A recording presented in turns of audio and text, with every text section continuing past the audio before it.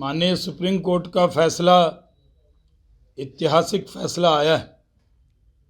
Full bench का ये फैसला पूरे देश में इससे संदेश गया है कि नोटबंदी जो हुई थी वो देश हित में थी, सही प्रक्रिया थी, और नोटबंदी का जो फैसला था वो काले धन पे बड़ा प्रहार था, जनहित में था।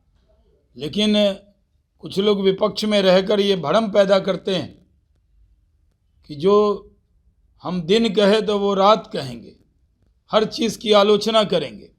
नोटबंदी पर कितनी बयानबाजी हुई, विपक्ष के नेताओं ने इसको किस तरह से इस पर भ्रम पैदा किया। सुप्रीम कोर्ट का तो आज फैसला आया ही, उसके बाद कई लोकसभा के चुनाव के बाद विधानसभा के भी चुनाव हुए और उसमें देश की जनता ने भी उस पर मोहर लगाया।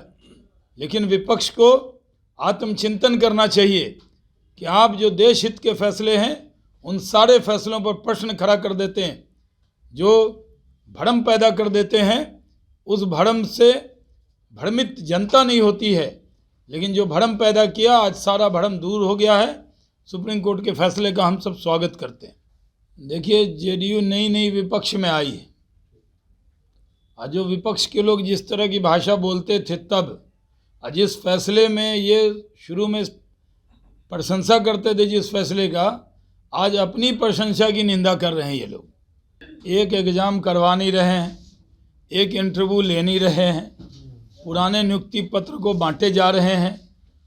जो अभ्यर्थी आते हैं बीपीएससी के, उनका एग्ज़ाम कैंसिल हो जाता है, पेपर लीक हो जाता है और ये नियुक्ति पत्र बांट रहे हैं।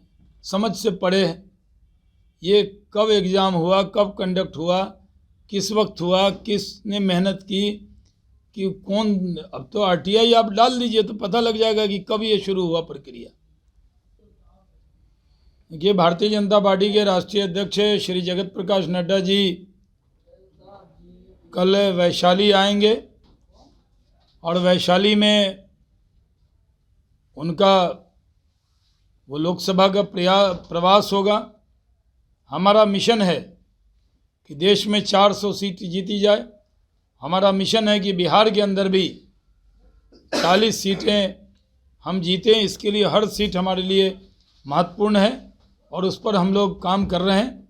और यही वजह है कि राष्ट्रीय अध्यक्ष जी का ये दौरा ऐतिहासिक है, क्योंकि पिछली बार जब वो आए थे तब हमारी गठबंधन की सरकार थी, लेकिन अब जब वो आ रहे हैं तो वो सरकार बदली है, लेकिन उसके बाद सारी परिस्थिति भी बदली। अभी राष्ट्रीय अध्यक्ष जी का ये दौरा कुरहनी और गोपालगंज जीतने के बाद भारतीय जनता पार्टी और बिहार उस जश्न में है कि हमने महागठबंधन को दोनों जगह पराजित किया। उसके बाद राष्ट्रीय अध्यक्ष जी का ये दौरा है और इस दौरे में बहुत उत्साह है। लोकसभा में भी हम लोग बिहार की 40 की 40 सीटों पर मेहनत कर रहे हैं और सब जगह विजय पताका फहराने की कोशिश कर रहे हैं। हमें पूरी उम्मीद है कि जिस तरह हम कुरहनी और गोपालगंज जीते, उसी तरह लोकसभा में भी पिछले बार हम लोग नरेंद्र मोदी जी के नाम पर 39 सीट जीते थे और इस बार एक सीट जो बच गई थी वो भी जीतेंगे। 40 की 40 सीटों पर हमने मेहनत शुरू कर दी है और जीतेंगे। आप मेहनत कर रहे हैं, नीतीश कुमार भी मेहनत कर रहे हैं, यात्रा पर निकल रहे हैं 5 तारीख से पूरे बिहार का नब्ज टटोलने के लिए। वो तो सरकारी यात्रा है। हाँ, नीतीश कुमार की यात्रा होगी कि बिहार में विकास का? नहीं, वो तो बिहार सरकार की यात्रा है। हाँ जी, कर तो रहे नीतीश कुमार से। नहीं, तो बिहार सरकार की यात्रा है। उसमें सारा, जैसे राहुल जी निकले हुए हैं भारत जोड़ो यात्रा पे, वो यात्रा जो है वो कांग्रेस पार्टी की यात्रा है। हम लोग तो सुबह से शाम, अब बीजेपी ऑफिस आ जाएं, हमारा एक नेता भी चैन से नहीं बैठता। हम लोग तो रोज़ यात्रा पे निकल जाते हैं। अभी मोतिहारी जा रहे हैं, अब उसको भी हम बताएं मेरी मोतिहारी की यात्रा है।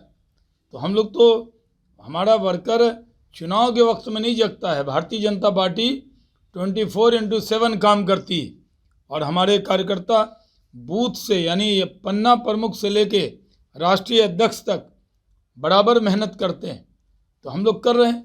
जहाँ तक नीतीश कुमार जी की यात्रा है, तो पहले भी शराबबंदी के विषय को लेकर कई जगह यात्रा उनकी हुई थी, वो सरकारी यात्रा थी। अभी भी शायद सरकार की तरफ से ही वो जा रहे हैं, जिसमें सामने जीविका दीदी बैठी होंगी, मंच पर मंत्री लोग बैठे होंगे, और उसमें वो शराबबंदी और अन्य विषय पर बोलेंगे। तो सरकार में है तो जाना ही चाहिए सब जगह उनको। लोगों की समस्याओं का निराकरण हो जाएगा, कह रहे हैं, ऑन द स्पॉट।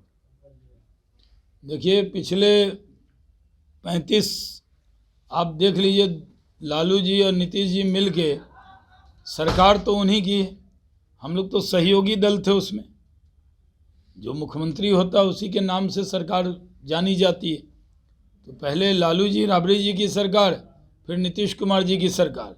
तो जो समस्या का हल हुआ उसका क्रेडिट तो लेती है वो सरकार, दोनों मिलकर, लेकिन जो समस्या बची हुई है उसका जिम्मा कौन लेगा? उसका निराकरण हम जरूर करेंगे जब 2025 में हम लोग सरकार में आएंगे।